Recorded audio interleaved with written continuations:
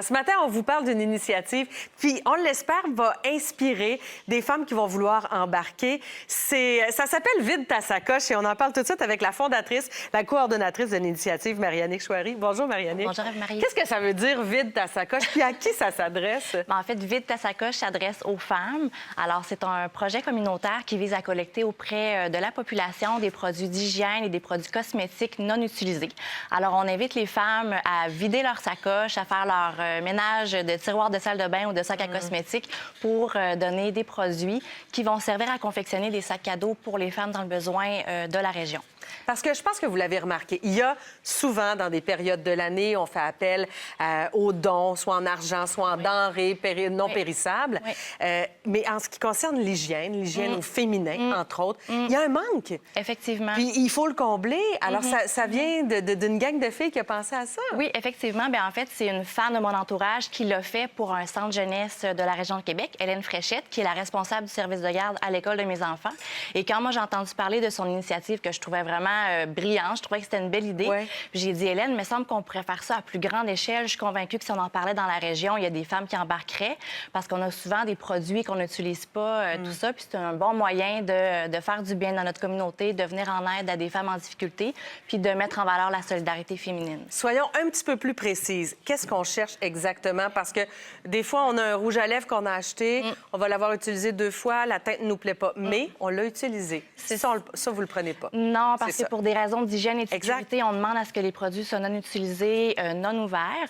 Donc, au niveau des produits qu'on collecte, bien, il y a tout ce qui est produits d'hygiène féminine. Donc, on peut penser à shampoing revitalisant, du savon pour le visage, pour le corps, déodorant, tous les soins pour les dents. Puis, au niveau des cosmétiques, évidemment, il y a les mascaras, crème, pas crème, mais crayon pour les Ben yeux. oui. Ben, c'est ça, rouge à lèvres, gloss, si c'est pas utilisé, comme vous l'avez mentionné tantôt. Aussi, ben, vernis à ongles. Souvent, moi, ben, en fait, moi, je suis une acheteuse compulsive de vernis à ongles. Mais Donc, vous souvent, on êtes pas la remplit nos seule. tiroirs de salle de bain avec ça. Donc, on peut, dans le fond, en donner quelques-uns dans les sacs là, pour les femmes en difficulté. Comment vous allez collecter le matériel? Il y a plusieurs moyens là, pour la collecte. Donc, les dons individuels peuvent être déposés à la réception de la YWCA Québec sur l'avenue Hollande. Ça fait partie des organismes à qui on va remettre des sacs cadeaux.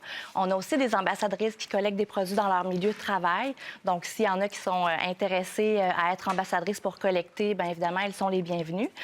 On va aussi avoir une journée de collecte le 9 novembre prochain aux Galeries de la Capitale. On va être là toute la journée sur place pour recueillir les dons. Donc, s'il y a des femmes qui vont faire leur commission, bien, elles pourront en profiter en même temps pour apporter leurs dons. L'année dernière, 600 sacs cadeaux, oui, remplis de produits d'hygiène cosmétique à des femmes en difficulté pour Québec et Montréal ont été distribués. Oui. C'est quoi l'objectif cette année? Bien là, on a mis 500 parce qu'on concentre vraiment nos efforts dans la région de Québec, mais je vous cacherai pas que j'aimerais qu'on se rende à 600 encore cette année hein? et plus si possible, évidemment.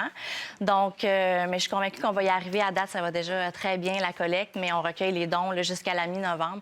Donc, le plus on va en faire, le mieux ça va être, évidemment. C'est une initiative qui met aussi en lumière l'entraide au féminin. Et ça, c'est une valeur qui est très, très importante pour vous. Pourquoi? C'est vraiment important. Moi, je me considère très choyée. J'ai été entourée d'amour dans ma vie. J'ai été chanceuse.